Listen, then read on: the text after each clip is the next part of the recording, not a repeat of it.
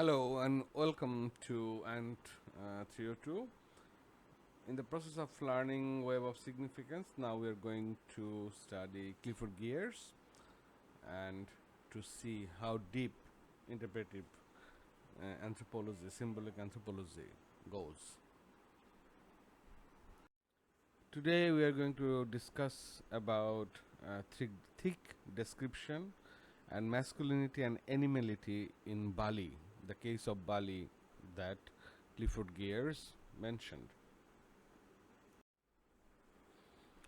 As with structuralists and structural functionalists, Clifford Geer's understood cultures as organized and shared collections of symbolic systems of meanings, but he did not believe that these systems were expressions of cognitive models, nor that they served to reinforce social solidarity. Indeed, he was not interested in unearthing hidden or subconscious cultural logics behind rituals and symbols, because he did not believe that there were any such hidden layers that the actors were not conscious of.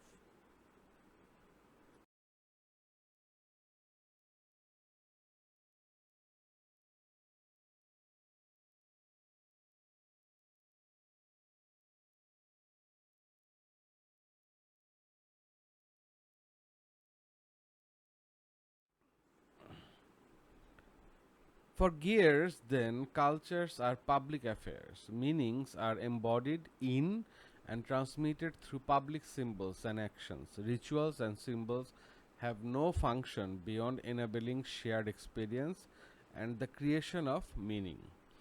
The anthropologist's task was to recreate a sense of what it would feel like to inhabit such systems and experience such meanings by engaging with many layers of meaning at the same time.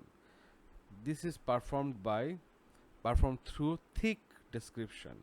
Culture analysis was like peeling an onion. The onion is the layers and the culture is the meanings. There is nothing to discover at the center.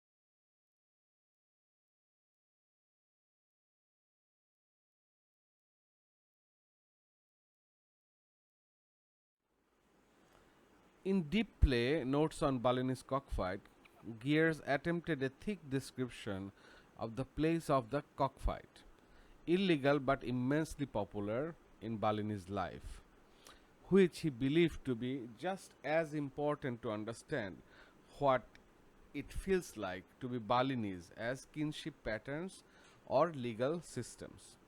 Fundamental to his analysis is the claim that it is only apparently cocks that are fighting there. Actually, it is men. The deep identification of Balinese men with their cocks in both sense of the word and the latter's potency as a symbol of masculinity has been well documented.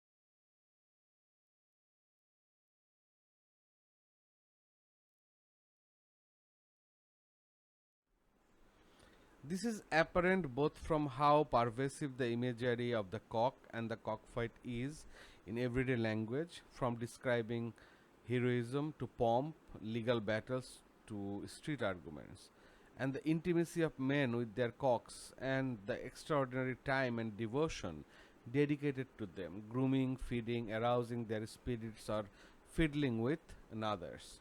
At the same time, Gears notes that animal like behavior, crawling, eating, defecating, beastly, inspired tremendous revulsions, and that most animals are treated with casual indifference or even cruelty.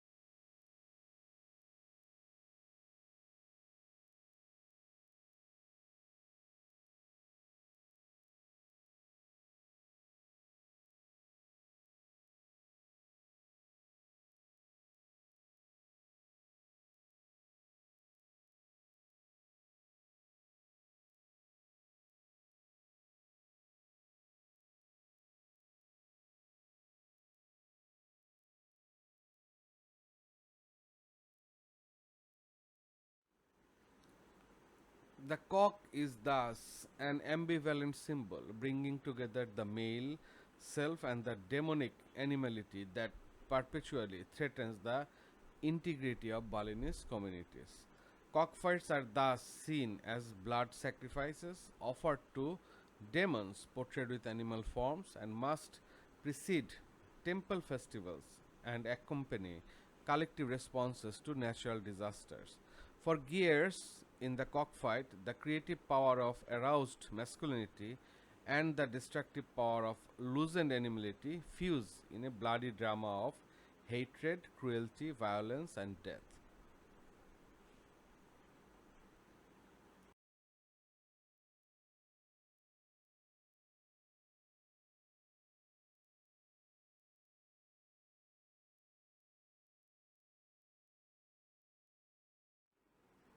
Thank you and see you in the next class.